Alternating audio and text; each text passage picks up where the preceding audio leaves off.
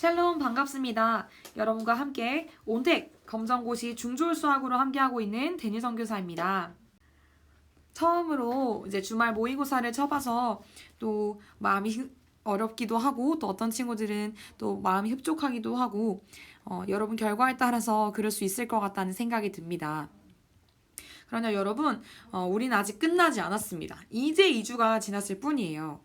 여러분 우리가 이 모의고사 결과에 따라서 좌절할 필요도 없고 또 교만할 필요도 없습니다.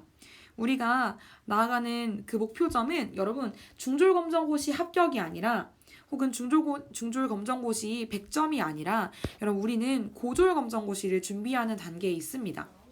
그래서 여러분이 점수를 잘 맞았다고 해서 절대 교만할 것도 없고 여러분이 점수가 낮았다고 해서 지금 좌절할 필요도 없어요. 여러분이 앞으로 남은 약 5주간의 시간 동안 여러분 정말 탄탄하게 정말 실력을 쌓아서 하나님 앞에 정말 거룩한 하나님 나라 백성으로 내가 이 세상을 바꿀 수 있는 넉넉한 실력을 갖추겠다는 마음으로 나아가기를 소원합니다. 그래서 여러분 지부별로 메타인지를 분야를 체크해서 할 수 있도록 만들어 놓았으니까요. 각 문항별로 어느 파트에서 출제가 되어 있는지 어느 단원의 어떤 분야인지 예를 들어서 수와 연산의 소인수분해인지 수와 연산의 유리수의 덧셈과 뺄셈 파트인지 이런 것들을 확인하셔서 내가 부족한 점들을 반드시 여러분 이 시간들을 통해서 보완하시고 공부하셔서 그 부분들을 채워 나가시는 여러분이 되길 소원합니다. 여러분 피드백하는 것이 굉장히 중요합니다. 시험 치는 것보다도 어쩌면 여러분 2번, 3번 시험 쳐서 피드백을 하지 않는 것보다 한 번을 시험 쳐서 제대로 피드백하는 것이 나을지도 몰라요. 그래서 이번 주 여러분 진도를 나가는 동시에 내가 부족했던 부분 반드시 찾아서 오답노트를 정리하시고 제가 오리엔테이션 첫 번째 강의에서 오답노트 말씀드렸었죠? 오답노트 반드시 정리하시고 모르는 개념 다시 한번 체크하셔서 반드시 여러분의 것으로 마스터하시기를 부탁드립니다. 자, 그럼 이제부터 문자화식 부등식 파트 시작하도록 하겠습니다. 자, 부등식 파트 또한 여러분 계속해서 거의 매년 출제되고 있는 부분인데요. 이것이 여러분이 고등학교 과정에 갔을 때에 잘 다뤄질 수 있는 부분이기 때문에 유념해서 내가 기초를 잘 다진다고 생각하시고 한번 봐주시면 좋겠습니다. 자, 그럼 바로 부등식에 대해서 뜻과 표현부터 살펴보겠습니다. 자, 부등식은요. 여러분 사실 이미 이전에 등식에 대해서 배웠어요. 그리고 부등호에 대해서 배웠어요. 그 부등식은 그 부등호 같지 않다는 걸 나타낼 때 그러니까 무엇보다 크다, 작다, 같거나 작다, 같거나 크다 이런 부호들을 사용해서 수 또는 식의 대소관계를 나타낸 거라고 볼 수가 있겠습니다. 그래서 이 부등식의 표현은 사실 여러분이 앞에서 살펴봤을 거예요. 우리가 절대값과 수의 대소관계에 대해서 살펴보면서 19쪽에서 같은 모습, 이렇게 여러분 똑같이 생긴 표를 아마 봤을 겁니다. 그때는 부등호에 대해서, 그러니까 수의 대소관계를 나타낸 부등호에 대해서 배웠고요. 여기에서는 식까지 다루기 때문에 부등식이라고 해서 다시 한번 다루고 있는 거예요. 그래서 이 안에 있는 표현들은 사실 제가 말하지 않아도 여러분이 이미 충분히 잘 알 거라고 생각해서 넘어가도록 하겠습니다. 자, 그럼 이제 부등식의 해에 대해서 한번 볼 텐데요. 여러분 앞에 1차 방정식에 대해서 배우면서 방정식의 해에 대해서 살펴봤어요. 그래서 해는 그것이 참이 되게 되는, 그러니까 그 미지수의 값에 따라서 참과 거짓이 나누어지는 것이 방정식이라고 했었고, 부등식에서는 부등식을 참이 되게 하는 미지수의 값이 바로 부등식의 해가 되겠습니다. 그래서 여기 옆에 보는 것처럼 부등식의 참과 거짓은 그 좌변과 우변의 값의 대소관계가 주어진 부등호의 방향과 일치할 때는 참인 부등식이라고 하고 일치하지 않을 때는 거짓인 부등식이라고 하는 거예요. 그래서 다시 넘어와서 부등식에 대해서 부등식을 푼다라고 하는 것은 해 전체를 구하는 거라고 볼 수가 있겠습니다. 방정식과 표현이 유사한 것들이 많죠. 방정식에서도 방정식을 푼다는 것은 방정식의 해를 구하는 거였어요. 근데 여기서는 부등식이기 때문에 범위, 그러니까 전체, 부등식에 그 포함되는 전체를 구하는 것이라고 여기 서술되어 있는 거라고 여러분이 이해하면 되겠습니다. 자, 그럼 우리 넘어가서 부등식의 성질을 한번 살펴보겠습니다. 자, 부등식의 성질은 사실은 여러분이 등식의 성질에서 배웠던 것과 거의 유사해요. 예를 들어서 여기 부등식의 양변에 같은 수를 더하거나 같은 수를 빼어도 부등호의 방향은 바뀌지 않는다. 자, 한마디로 덧셈, 뺄셈을 동일하게 같은 수를 해준다면 상관이 없다. 영향을 미치지 않는다는 거예요. 그래서 예를 들어서 A가 B보다 작을 때 B에다가 각각 양변에 C를 더해 주어도 C를 빼 주어도 이 부등호의 방향은 여전하다는 거예요. 그리고 자, 여러분이 이제 2번과 3번을 조금 유의해서 봐야 합니다. 부등식의 양변에 같은 양수를 곱하거나 양변을 같은 양수로 나누어도 부등호의 방향은 바뀌지 않습니다. 자, 여러분 여기서 양수라는 거에 한번 별표를 해주세요. 자, 예를 들어서 A보다 B가 더 클 때, 이렇게 A보다 더 B가 클 때 C가 양수이면 C를 똑같이 곱해주거나 C를 똑같이 나누어줘도 부등호 방향은 바뀌지 않는다는 거예요. 자, 그런데 여러분 3번에는 좀 체크를 잘 해야 돼요. 자, 3번에 부등호의 양면을 같은 음수를 곱하거나 나누면 부등호의 방향은 바뀐다, 바뀌지 않는다? 그렇죠. 바뀐다. 자, 여러분 이거는 그냥 예를 들어보면 쉽습니다. 자, 여기 뭐 복잡하게 문자로 생각하지 않고 우리가 실제 예를 들어볼게요. 자, 1이 5보다 작습니다. 자, 그런데 여러분 여기다가 같은 마이너스 1을 한번 곱해본다고 생각해 볼게요. 자, 그러면 어떻게 돼요? 여기는 이제 이 좌변은 마이너스 1이 되고 5는 마이너스 5가 돼요. 자, 그럼 우리 한번 두 수를 비교해 봅시다. 마이너스 1이 더 큰가요? 마이너스 5가 더 큰가요? 그쵸, 마이너스 1이 더 크죠. 자, 혹시 여기서 마이너스 5라고 대답했다. 자, 쓰담쓰담 해주세요. 스스로 쓰담쓰담. 괜찮아, 복습하면 되지. 그런 친구는 사실 없을 거라고 생각하고, 자, 여기서 여러분 제가 강조하고자 하는 것은 결국 음수를 가지고 곱하거나 나누면 부등호의 방향은 바뀐다는 것입니다. 우리가 음수일 때는 절대값이 큰 것이 더 작아지기 때문에 그래요. 참고로 음수인 경우 더하거나 빼는 것은 아무 상관이 없습니다. 부등호의 방향은 바뀌지 않습니다. 자, 여러분 이것을 한번 체크해 주시고 넘어가도록 하겠습니다.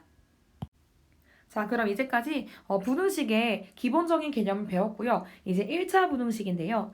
자, 1차 부등식이란 부등식에서 우변에 있는 모든 항을 좌변으로 이항해서 정리한 식이 이렇게 여러 가지로 표현할 수 있을 때, 그러니까 0과 비교하는 거죠. 그럴 때 이제 어느 하나로 나타내는 부등식을 1차 부등식이라고 한다. 그러니까 한마디로 쉽게 말하면 좌변에 다 이항해서 정리해 놨더니 한쪽에 있는 그 미지수의 차수가 가장 높은 경우가 1차더라라는 거예요. 그것을 보고 1차 부등식이라고 합니다.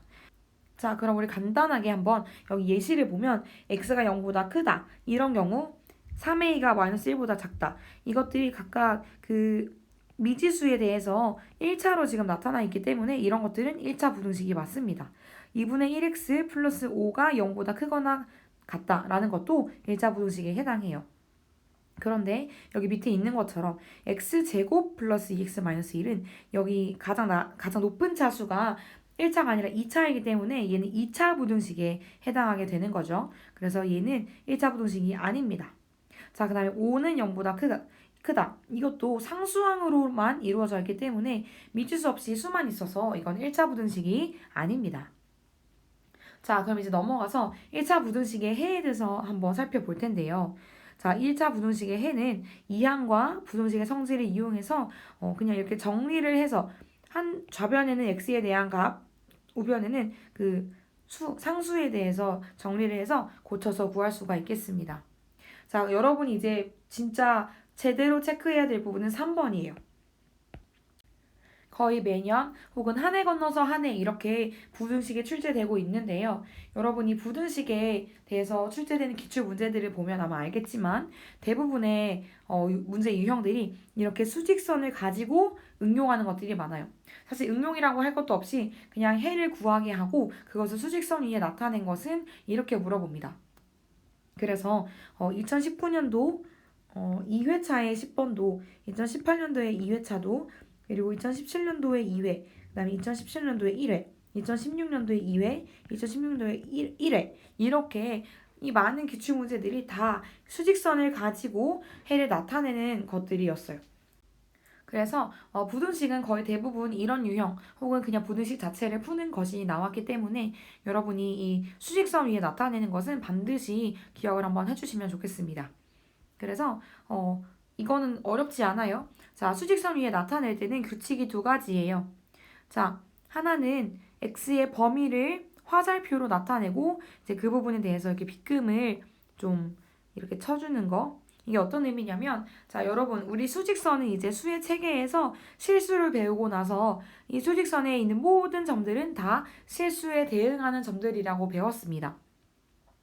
그래서 이 x는 사실 우리가 말하지 않지만 당연히 실수라고 생각하고 가는 거예요.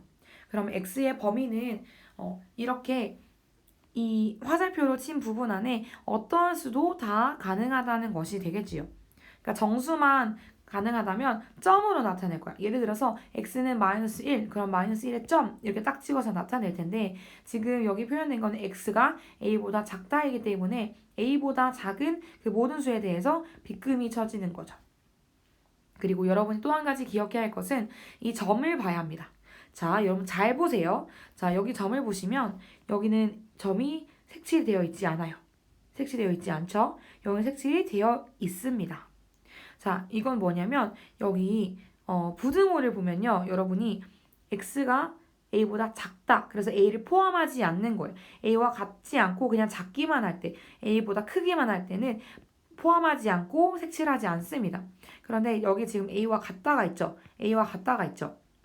이렇게 그 값을 포함할 때는 안에 검은색으로 칠해서 수직선에 표시하도록 합니다. 이것만 여러분이 기억하시면 이 문제는 정말 어렵지 않게 푸실 수가 있을 거예요.